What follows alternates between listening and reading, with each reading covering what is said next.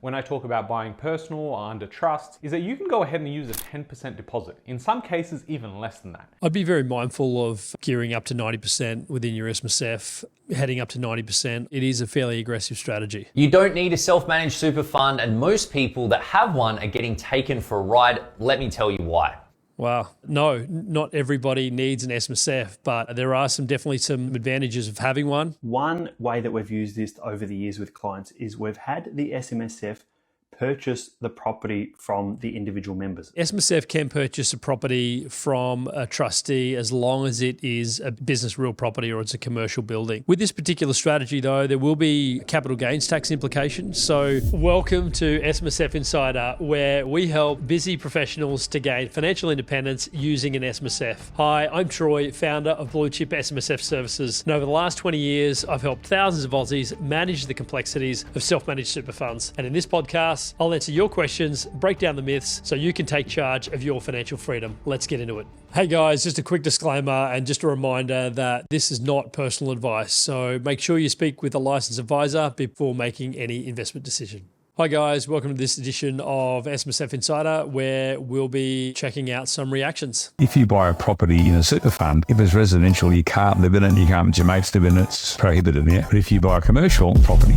or a business property in a super fund, you can. So you can run your business premises there, your retail operation there. If you think that through, you go, well, if I've got a business premises, I'm in my workshop or my surgery or wherever it is, and I'm paying rent to myself, because you've got to pay rent. So you as a mechanic or as a doctor or your company pays rent to your own super fund. On the one hand, you're going to get tax deduction for that. Your rates, and so the company rates 25%. The super fund gets that money in there, is probably paying tax maximum 15 on the earnings of that money. So it's a pretty easy maths to work out. You're making 10% at least on the changeover, and then over time you pay less tax when you sell it. Very true. So when you're purchasing property through an SMSF, you certainly can't live in it, or you certainly can't have a relative or friend live in it. It needs to be at an arm's length transaction. But yes, when you are purchasing property like commercial or industrial property, you can lease it back to your business. If you're self-employed, you're a mechanic or you're a doctor and you've got your own premises or a professional service provider, then certainly your SMSF can purchase that property and can lease that property.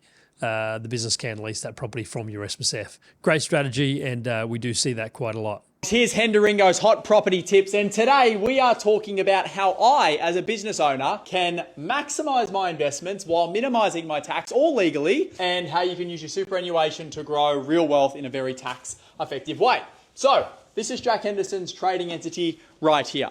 This is called Henderson. I am an employee of Henderson. This is Jack here as a beautiful stick figure. Naturally, out of most entities, you pay yourself a salary, and generally you also have to rent a premises for people to work from. Hence the reason we're recording this in a premises right now. As an employee or as an entity, you pay an employee their salary. In this case, I've put in 180,000 as a salary, and every single employee in Australia, if they get paid, has to pay superannuation.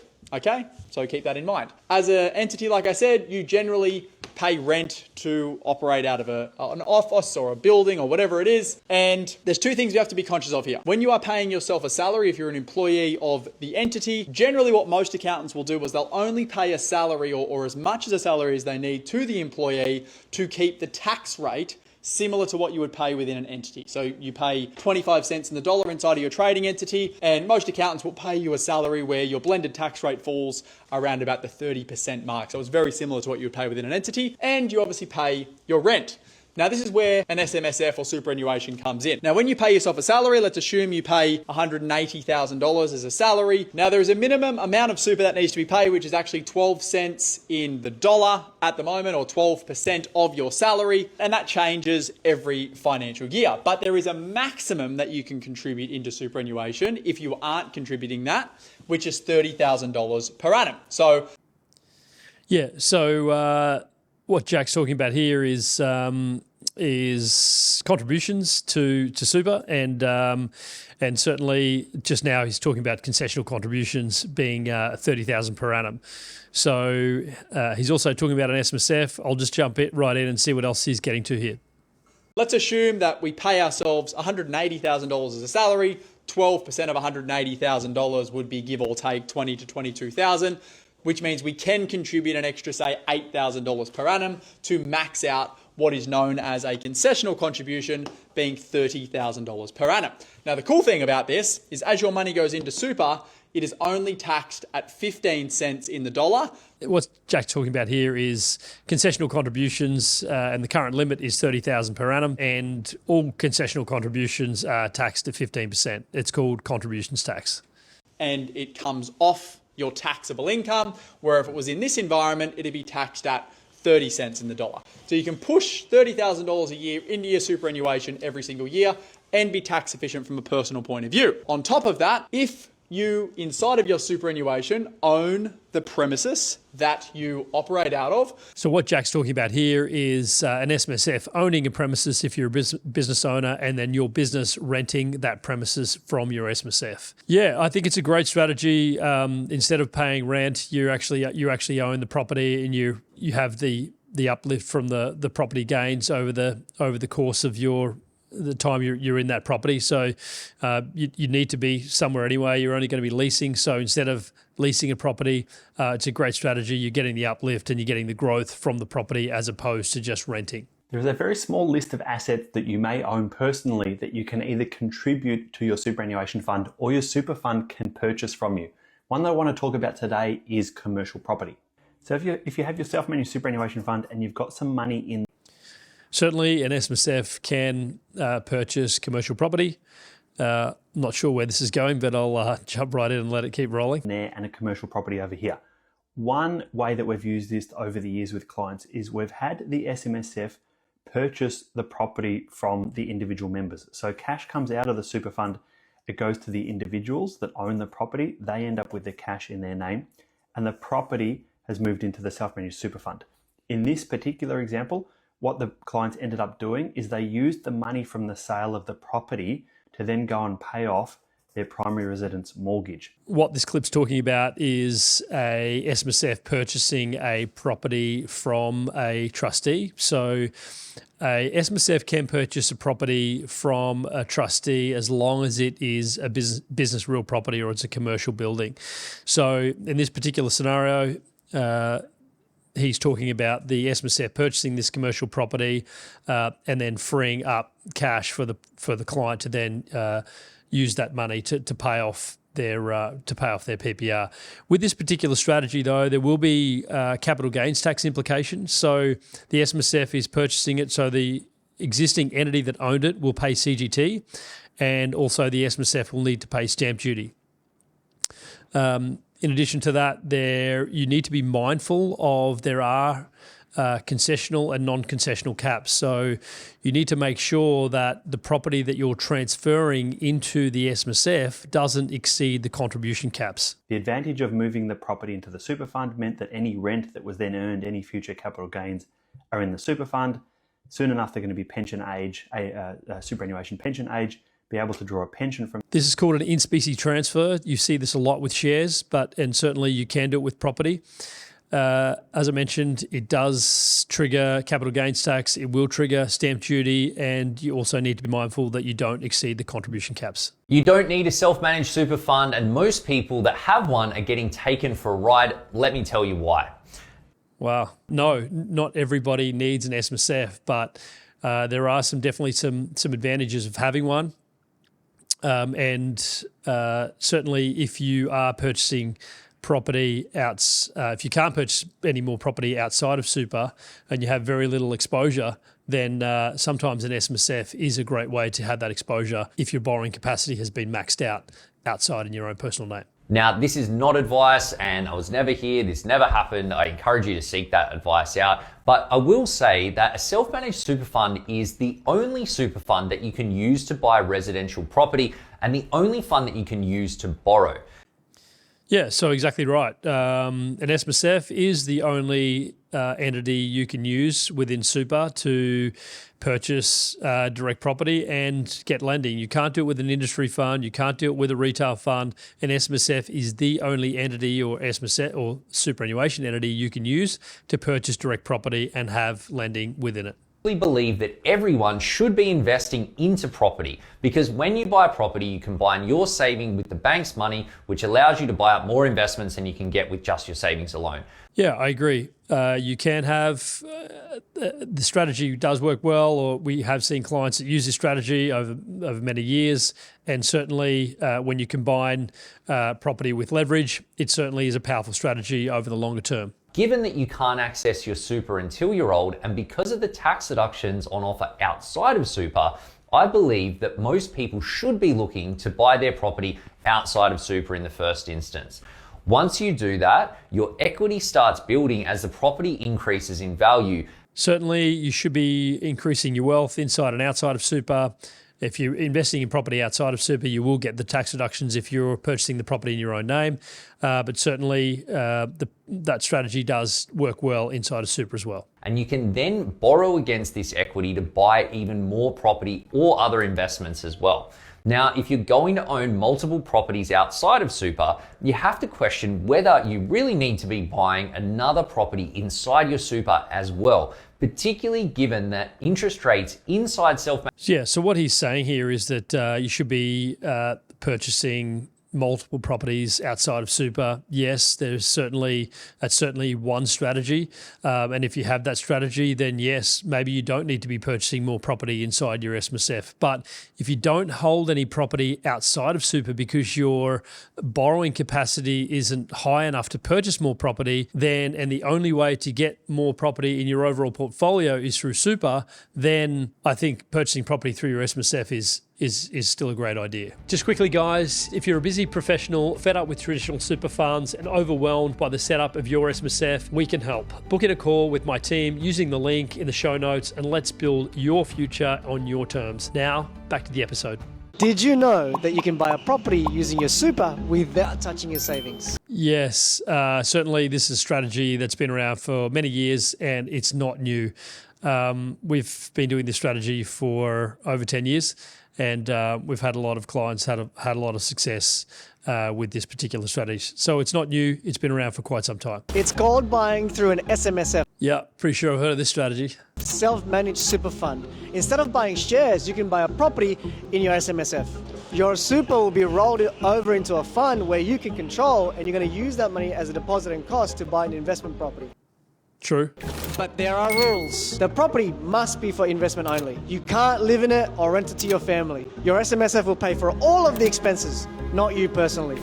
Yeah, certainly this is a strategy that works. It's not a strategy for everybody, but it does work. We have been using it for many years, and it's certainly not something new. When I talk about buying personal or under trust, is that you can go ahead and use a 10% deposit. In some cases, even less than that. But when it comes to super, it's usually about 20%.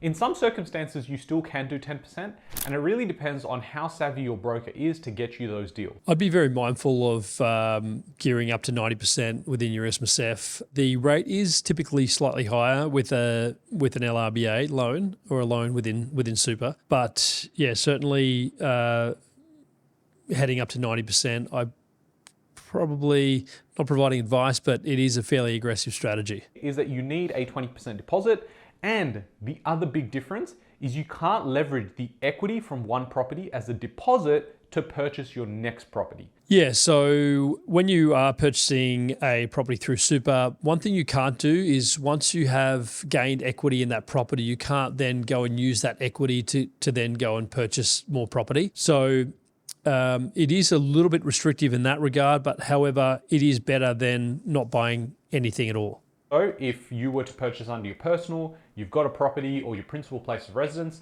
as it goes up in value, you have some equity there. You could use that equity as a deposit for your next property. It makes it a lot easier to build wealth. In your super fund, you can't do that. So if your property grows in value and has equity, you can't extract that to purchase another property. And that's why these really rich people are going and investing in multiple assets rather than just plugging all of their money into the one property, because it gets stuck. There was a few lenders previously that had like an offset facility within their loans offerings with additional contributions going into the fund. You could have that in the offset facility, and then once those funds had accumulated enough to purchase another property, then you could actually use those funds to purchase another property. I don't know if there's anyone doing those offset facilities anymore, but certainly that was one way about having more than just one property inside of your super fund. These are the top 10 mistakes when buying a property in SMSF for bloody newbies. And if you're a noob, you might be asking, what is a SMSF? It is a self-managed super fund, noob. And before I draw out the 10 tips, here's how a SMSF buying property works. So to set up the premise of this SMSF purchase, for example, there's a couple, husband and wife, or husband and husband, I didn't really care. You guys work full time. For example, combined income is 250K, and you've been working PAYG for the last 10 years, a salary job, and you guys have super paid into a retail fund, for example, Hester or MLC or whatever. And let's say your combined super between both of you guys is about 200K in the superannuation account. And it's important to talk about the trigger point here. Why would someone use their super to buy property? Well, usually it's when you have maxed out your borrowing capacity in your personal level. For example, your income and your liability, the bank goes, no more lending for you, but then you still want to buy another property for investment purposes. And say you have a financial planner or a financial advisor or accountant and go, hey, you can actually use your retail super and transfer it into a self-managed super fund, which you can run to use this to buy another property. This particular guy is talking about purchasing property through an SMSF and doing it once you've maxed out your borrowing capacity outside of super. So something we've sort of already talked about, still waiting for the 10 mistakes. Top 10 mistakes, and pay attention. Mistake number 1 is not meeting the sole purpose test. So you might be asking, what is the sole purpose test then? Well, you have an SMSF fund right now, right? Well, the members under it is your Yeah, so sole purpose test is the investment must benefit all members of the super fund. It's almost rule number 1. spouse and yourself, and also your kids, the beneficiaries. And then the sole purpose test is to provide retirement benefits for these members under it. And the common breaches of this are, for example, you buy a holiday house and you guys live in it. So you're actually deriving benefits before retirement, which is a no-no. Or maybe you buy the property under SMSF and you get your folks, your parents to live under it. Here he's talking about purchasing a property through super and using it as a holiday home or having a relative live in it. That is not an arm's length transaction and is a breach. And common mistake number 2 is you do not have any strategy in terms of your SMSF. And the reason I know that is you cooked up the SMSF strategy with no financial planner help, which means you have no statement of advice from the planner in terms of the advice given to open an SMSF to buy property. And the reason you have an SMSF set up in the first place without a financial planner is because you clicked on some YouTube ad that led to some property guru who's basically a spruiker. And then they give you this diamond nickel talk, which is, oh, you don't need that much money in your SMSF. You can only have like 20 or 30,000. So yeah, he's talking about anyone setting up a property by clicking on an ad on YouTube and someone trying to spruik a property and doing that, setting up an SMSF to purchase property. So not every SMSF though, you don't need to have a statement of advice to set up an SMSF. However, if you are requiring personal advice, then most certainly you will need a financial planner and you will need a statement of advice.